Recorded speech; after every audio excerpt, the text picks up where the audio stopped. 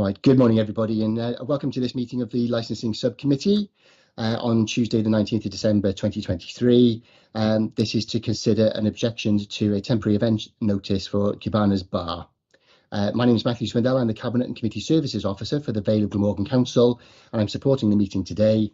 I can advise everybody this meeting is being recorded and live streamed on the Council's website. Before we move on to the item 1 on the agenda, which is to appoint a chair for the meeting, I've got a couple of housekeeping matters that I just need to make you aware of, please. Can I firstly ask all participants if they can confirm that they've received and read the relevant papers for the meeting today? That would also include some supplementary information that's been sent round to members for consideration from the police. So I just want to make sure you've all had sight of those before we go any further. Yes. Brilliant. Thank you all very much indeed. Can I request that during the course of the meeting that all participants make sure that their microphones are on mute when they're not speaking to avoid any background noise or feedback whilst others are speaking?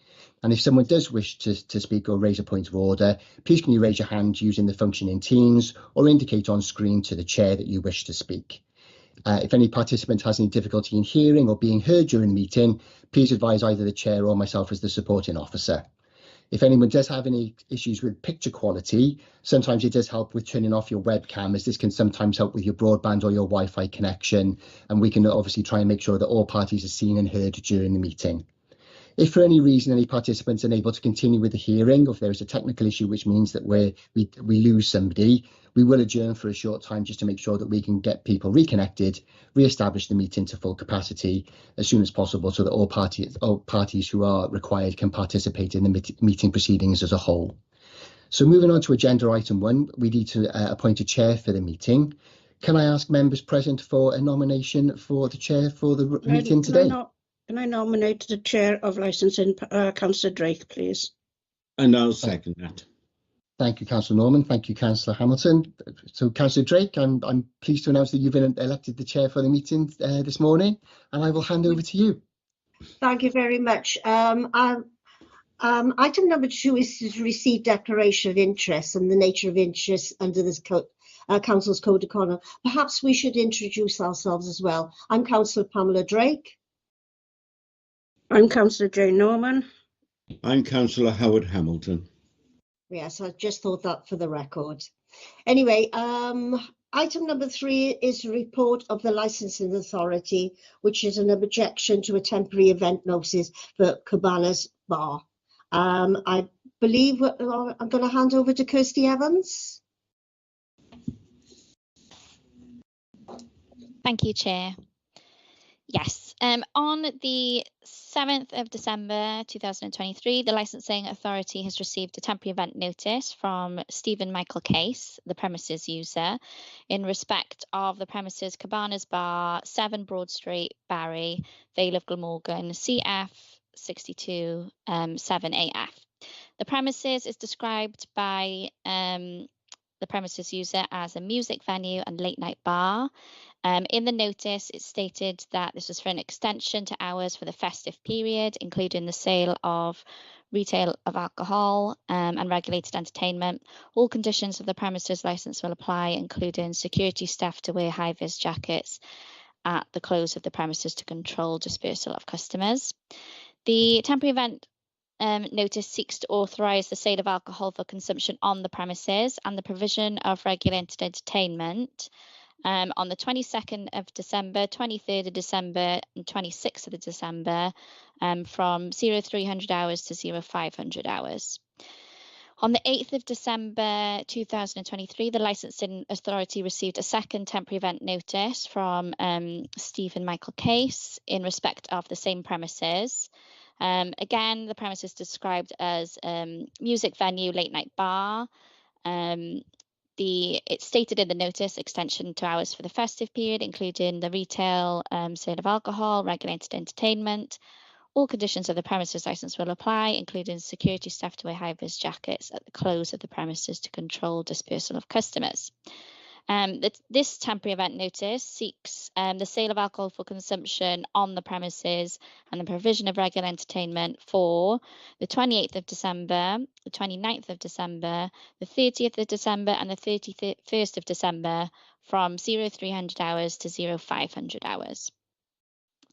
The premises itself has the benefit of a premises license, which authorises the sale of alcohol for consumption on the premises, regular entertainment in the form of live music, recorded music, performance of dance, and anything of a similar description, and also late night refreshment. And the hours can be found in paragraph 2.5 of the report.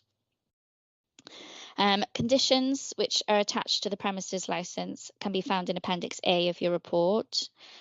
So copies of these two temporary event notices were served on South Wales Police and the Council's Environmental Health Team within Shared Regulatory Services. On the 11th of December, South Wales Police submitted 2 objection notices to both the temporary event notices in respect of Cabana's Bar. A copy of these 2 objection notices can be found in Appendix B of the report.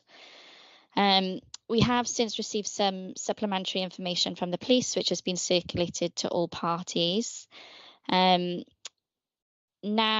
as the parties have been unable to come to an agreement, the subcommittee must consider the points raised in the objection notices and make a determination of each of the temporary event notices.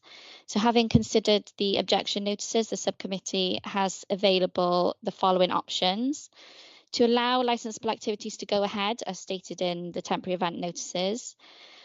If the temporary event notices are in connection with the licensed premises, which they are, you may also impose one or more of the existing premises license conditions on the temporary event notices, insofar as the conditions are not inconsistent with the event, if you consider it appropriate for the promotion of the licensing objectives. Or alternatively, if it considers that the events would undermine the licensing objectives and should not take place, can issue a counter notice to one or both events. Thank you, Chair. That's it from me. Right, thank you. Right then, I would like to invite the applicant or the representative to present their case, and I believe it would be Darren Shepherd, is it? Yes. Thank you, Chair. Thank you, Chair. It is. I did circulate some information late last night to Kirsty in relation to our description of what we want, what we intend to do, and why we believe that the objection to the notices shouldn't really be in place. But I'm not sure if this has been circulated to you beforehand. Yes, we have. It has, Mr. Shepherd. Yes. Thank you so much. Okay, so a few points then. I'm here with Steve, who is the owner. I think outlined in there 30 odd years of running licensed premises. The idea being to extend the festive period, one for their obviously their customers, loyal customers, and to give the staff the extra opportunity to earn a bit of money over the festive period, as it is a period where people tend to work. Unfortunately, they do tend to work long hours over the period, and they'd like to give something back to them as well. However, the original sort of communication with the police, they were quite fair and open and said they would consider the 5 a.m. And since then, I've obviously come back with several points on disorder. My points on this are quite clear, that as an operating premises, already operating till 3:30 a.m.,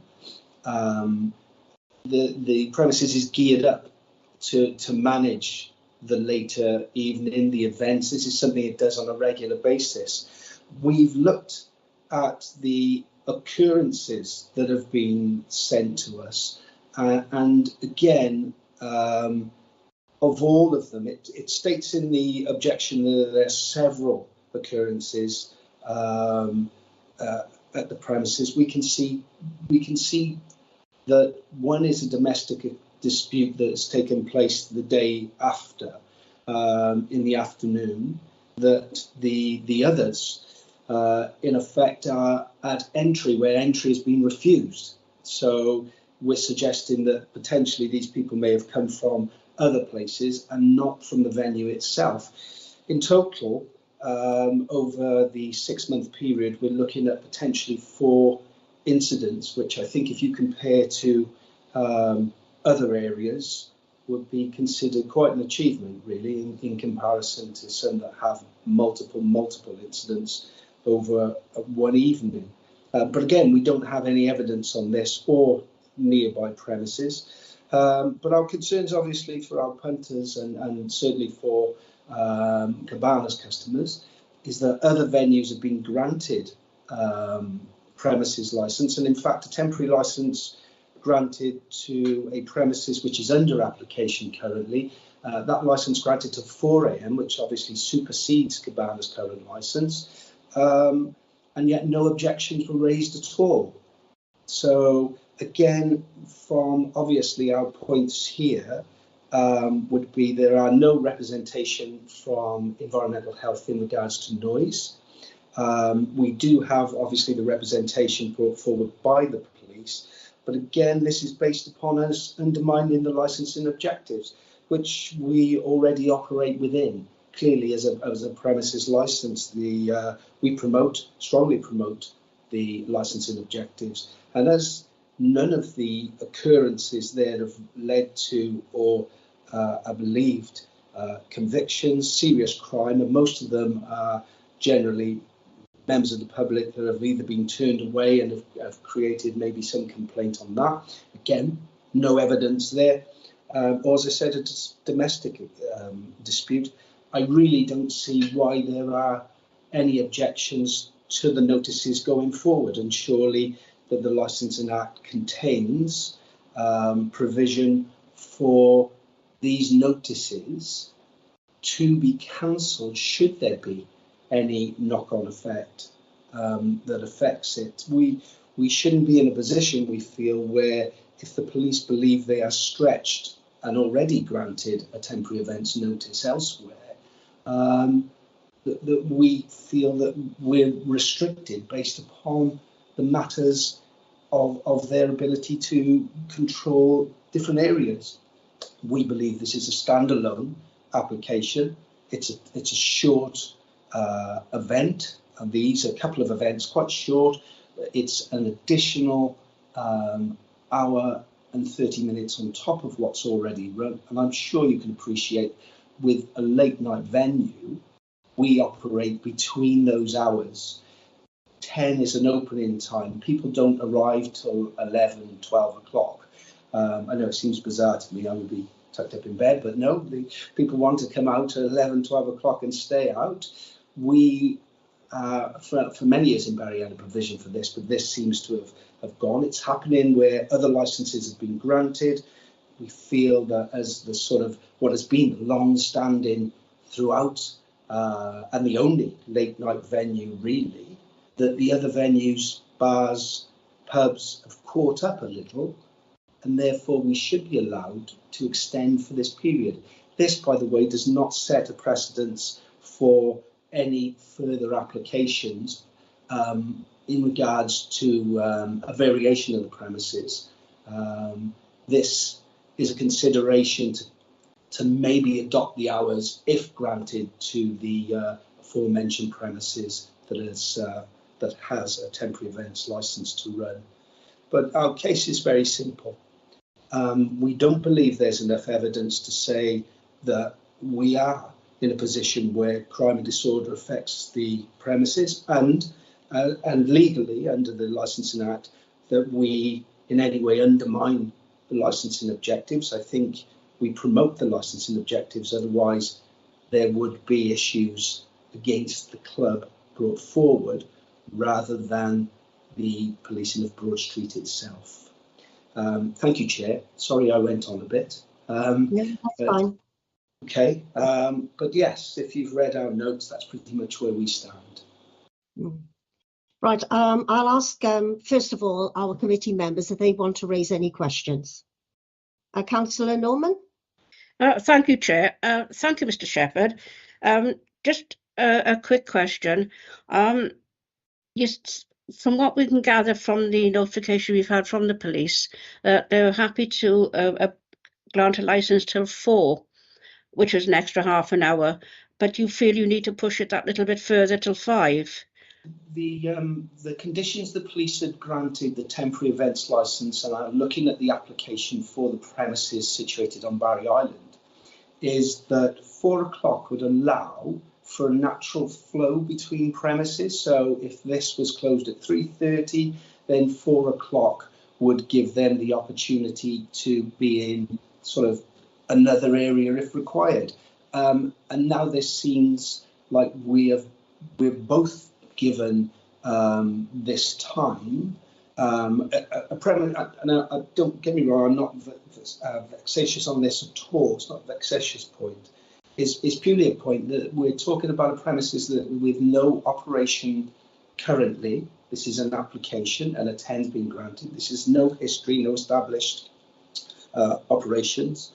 And we do feel that by increasing just to half an hour is a bit of a slap in the face for an already established premises. We already prove that we can successfully and without any real problems operate until 3:30 a.m.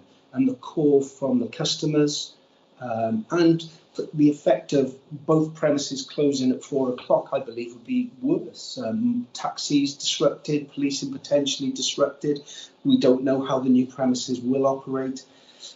Yes, I feel that 4 o'clock wouldn't be enough, if I'm truthful. But you say these temporary licences, but you're talking about a 4-day period and then a 5-day period. I mean, these are hardly one-offs, are they? I mean, to me, a temporary licence is for one event, one function, not 2 weeks worth of functions. Just to pull in the legal side of that, obviously the conditions of a temporary events notice allow for a maximum of 7 days to be used in one operation. So purely the two notices are to cover the extensions during the Christmas period. The festive period is a busy time, and I'm sure you can appreciate that most premises come the end of December will probably suffer 3 months of a very, very quiet period.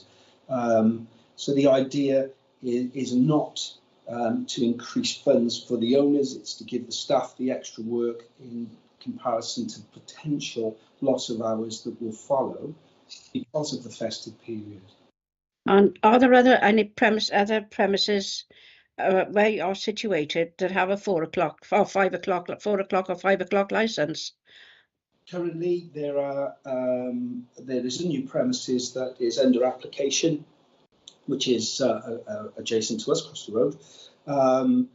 I believe that the only 4 a.m. licence still active within the town would be at Finnegan's. Whether this is still used, I'm unaware, but that I believe is still an active time on the licence. And is that adjacent to you then? No, Finnegan's is near. It's on Barry Island. But of course, with the new development, nothing is really that far away, I guess. But it's not in the same area as you are? It's not in the same street as us, no. I believe we have other venues with 3 o'clock operations. Yeah, I believe they're 3 o'clock operations. So they tend to run around those times between 2 and 3. But there is a call. I mean, we do have conditions on entry, which we're not looking to bring people in from other venues to be here. This is purely for the customers that come here. It's an incentive to keep them rather than encourage others. We have strict policies and procedures already on admission. Thank you. Thank you. Councillor Hamilton, do you wish to raise anything? Yes, Chair, thank you very much. your last statement in terms of you don't wish to encourage people from other venues, but you did state earlier on that by extending the actual closing time, this would give people adequate time in which to enter your premises. I believe, did I misunderstand what you just said? Yes, I believe the term we used was drift, meaning that they leave the premises with the, and this is the idea of the high vis. So security's job, obviously, when an active premises there is to perform their duties as prescribed. However, once the evening then closes, the job of the security is then to become more sort of a street control, dispersal actions come in place, hence the high vis, so they stop being security as effect and act more as a crowd control. And this is encouraged, so taxis are encouraged, the movement of people is encouraged, and this works very successfully. It's something that's been tried and tested throughout Cardiff, which I'm sure you're aware of licences well up to 6 a.m. And this is a tried and tested a process and something that's been introduced. So I think it's more about dispersal. We certainly wouldn't be encouraging people from other venues finishing at 4 a.m. to traipse along Island Road and then up Broad Street towards here. It would not be the case. This is purely to encourage our customers to remain here with us, as we feel that there are so many licensed premises now that have been given the opportunity to trade. We've sort of been overlooked, really, in regards to the length of time we've been the only one in operation that's late night. And again, going back to the offences that have occurred, very few in relation to the premises. In fact, as I said, the only one I can relate to the premises is a domestic dispute. So yeah, I would say not encourage, more about dispersal, more about getting the message across, which is why we wanted to know how we could promote these early, that this is, you need to come here, and if you do, you can remain here, but if you aren't here at a certain time, then please don't bother, because you won't be welcome. All right, thank you very much. Thank you. Councillor Norman, did you wish to raise something else, or is that a legacy? No, I do. Just picking up actually, and you, Mr. Shepherd just mentioned that. Do you have a cut-off time for admission? We do. We do. I believe our cut-off time is something around 1:30. I think it's a 1:30 cut-off time. So that sort of covers maybe the Ken.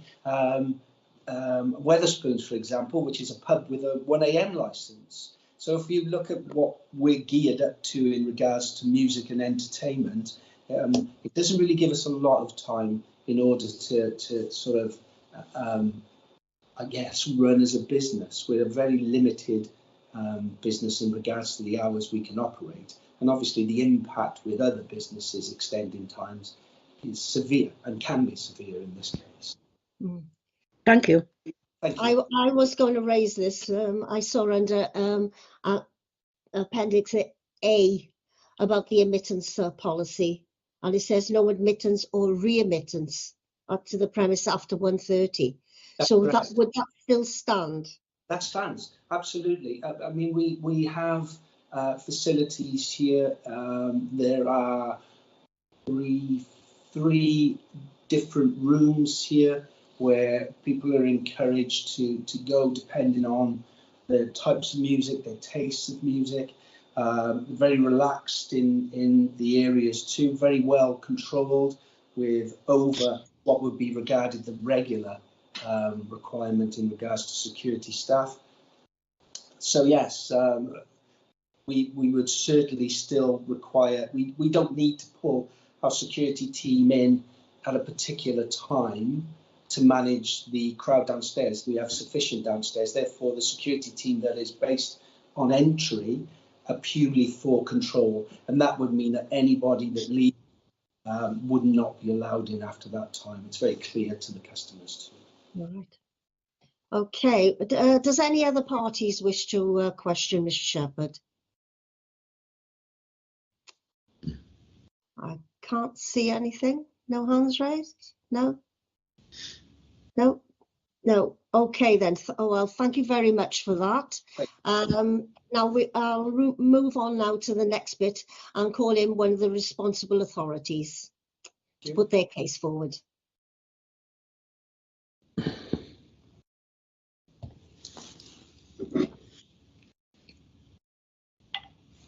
Who would that be? PC Jones, are you there? Would you like to make your case, please? Yes, I'm here. I'm just making sure it was definitely me. Oh, sorry, sorry. I was just wondering where you were. That's all right. My PC Jones. I picked up this as PC McCarthy, who made the objection, is currently on leave. So if you'd be able to obviously answer as many best questions as I can.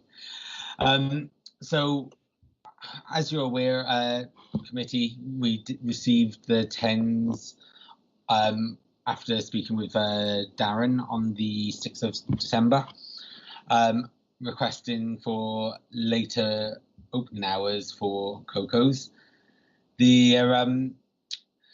Both the TENs contain the same information, same extensions, all conditions being adhered to on the current license.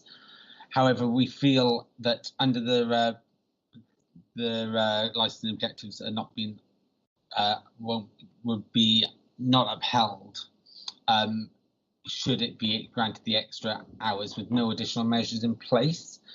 As you're aware, committee, the later a premise is open, the more opportunities there are for people to get in drink.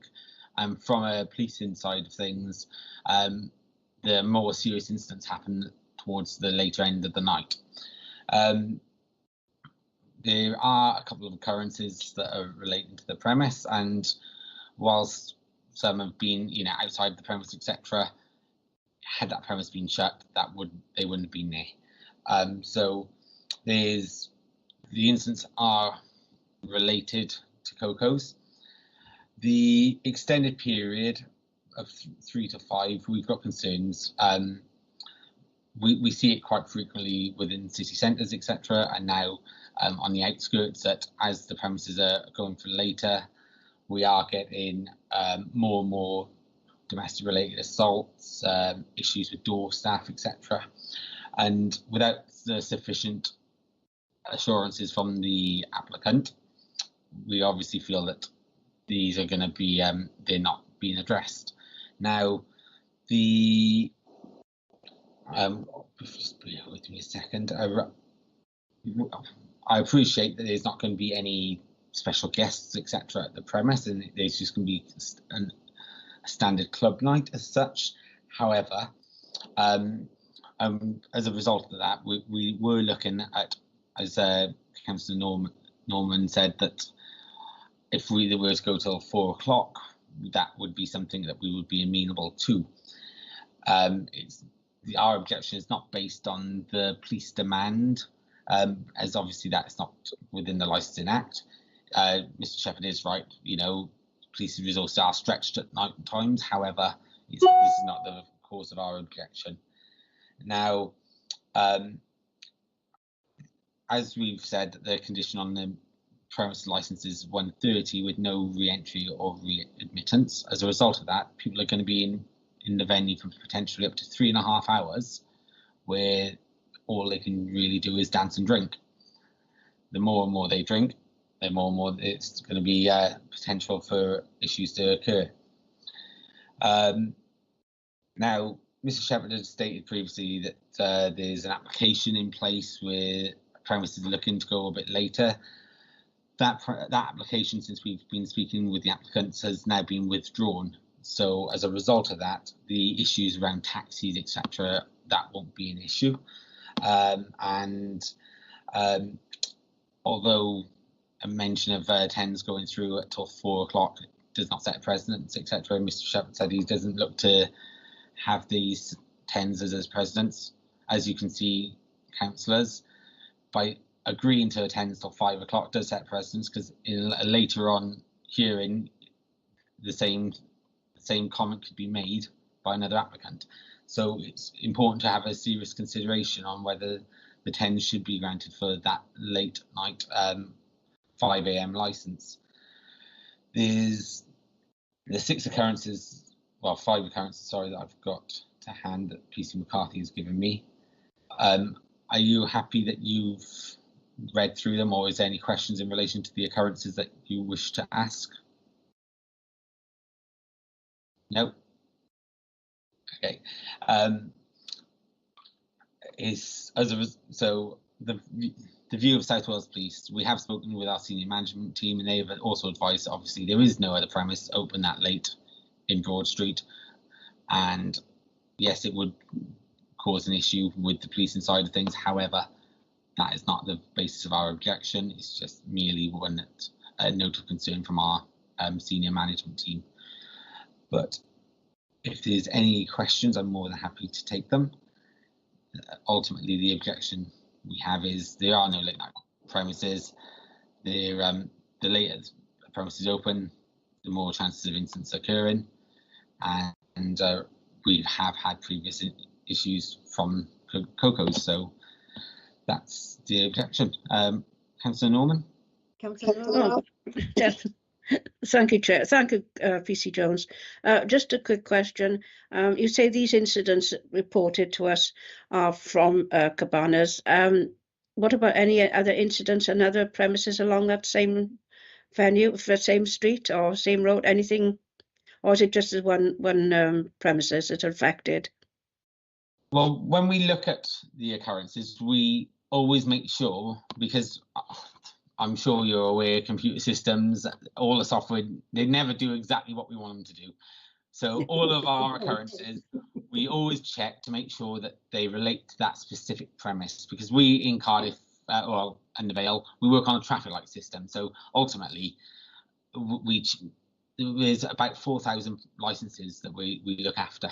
There's a very small team. So the only way of doing it is by making sure that we review every incident the following day, and we only attribute those relevant incidents to those premises. Now, due to the quick turnaround with a 10s hearing, we're not able to get the figures that you're asking for from the crime analysts in that time, because it's a manual process. It's not something that we can just press search and find, unfortunately. So I can't answer about the rest of Broad Street. However, those specific ones relate to Coco's, or people have come from Coco's, or people have been going to Coco's.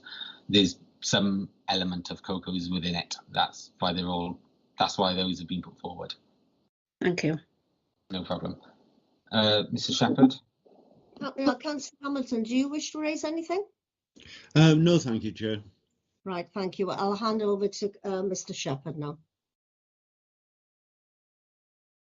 Thank you. PC Jones, thank you for that. Just a point raised there on the traffic light system that you used. We're unaware of that within the Licensing Act. So is that something that has been sort of created through South Wales Police?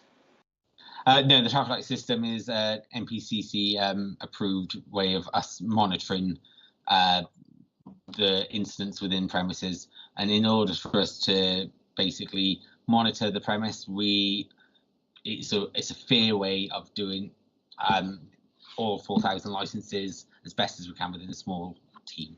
But it doesn't have an impact on the hearing. It's just that's all I'm saying is with the occurrences, we can only attribute the occurrences, because it's unfair if we get an incident that comes through and Coco's is used, for example, as a location point, yet it's happened on the split side.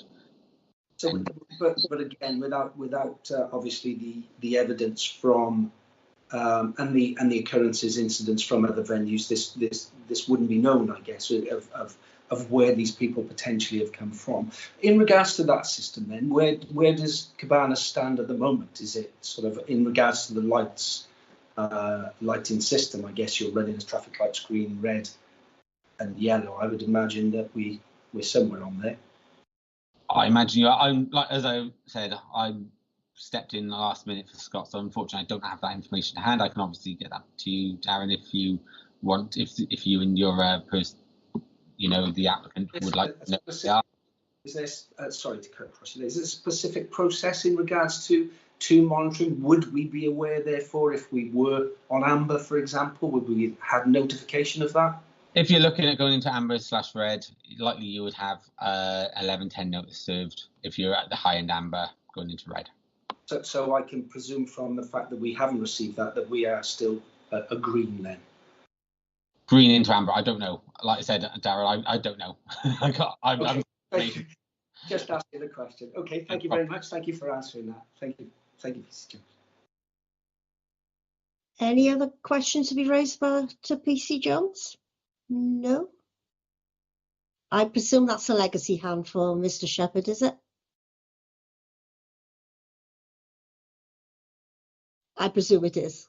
Yes. Sorry, Chair, it is. Yes, I don't know how to remove it. I'm sure well, there is a button there somewhere or other you can press. I'll keep trying. Oh, that may be it. There you go. It. Thank Yeah. you. Thank you. Right, that's lovely. Right. Next step then would be any other interested parties to speak and bring forward any witnesses to their case. Have we got any? No, I can't see any. No. No, Chair. No. Right, that's fine. Then those making the representatives to sum up or may nominate a representative to sum up on their behalf, and the order be the responsible authority followed by interested parties.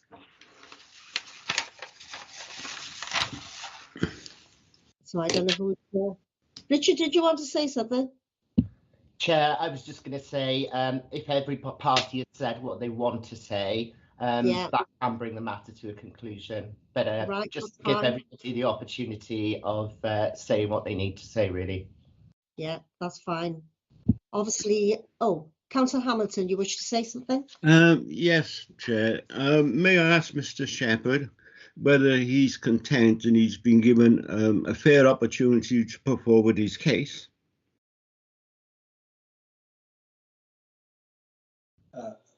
Thank you, Councillor. Yes, I believe we have. Again, we've based our facts purely on the areas surrounding promotion of the licensing objectives, which we currently do in regards to that. And I believe that if there was any conditions around sort of the noise, then the environmental health would also be here, posing a representation. And again, and I'm sure, as just clarifying, as PC Jones mentioned, without the evidence of other premises, it's impossible to tell how many of those occurrences are actually related directly, because some of those people have been refused entry, obviously. So, if I may, to clarify your answer, you believe that you've been given ample opportunity and fair opportunity to put forward your case? I believe so, yes. That's fine. Thank you very much. Councillor Norman, you wish to raise something? Yeah, just a quick question now. Again, thank you, Chair, to Mr. Shepherd. On the now they've been told that the other premises that has a 4 AM licence has withdrawn their application. Does that make any difference to you having a 4 AM licence? It depends whether the temporary event notice has been withdrawn because the applicant has been given notice of the premises licence being granted. And if the premises licence has been granted, then the consultation period was due to finish before that, and therefore the licence would have been granted around about the 19th of December, I believe, which would mean that that's a perfectly good reason to withdraw the events notice. But I would maybe PC Jones would give us some clarification on that. I think our legal officer, our licensing officer, will be able to answer this. But I reiterate my question. If this licence is not granted to the other premises, would this make any difference to your 4 AM application that the police would be happy to grant? We believe that just half an hour. We would look at potentially. We've got their operation at the moment. 3 PM is where everything sort of closes down in regards to bars and music. 3 is extra half an hour to drift.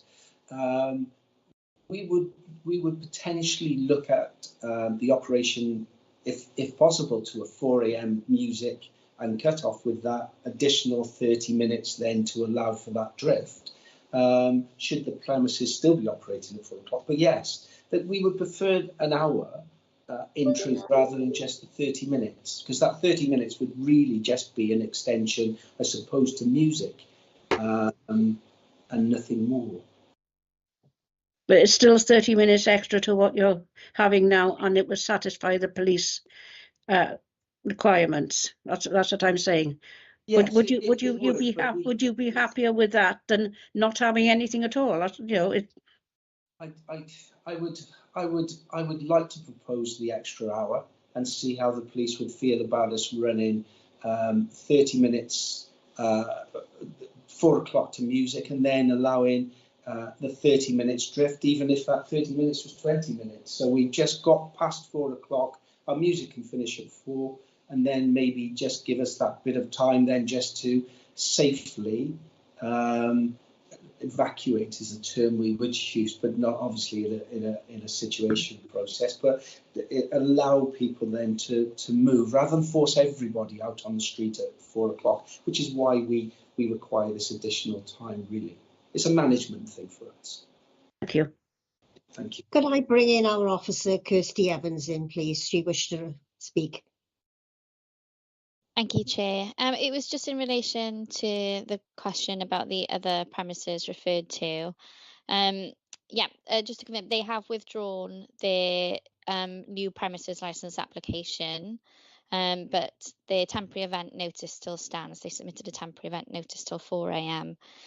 and no objections was received from the police or environmental health. Thank you.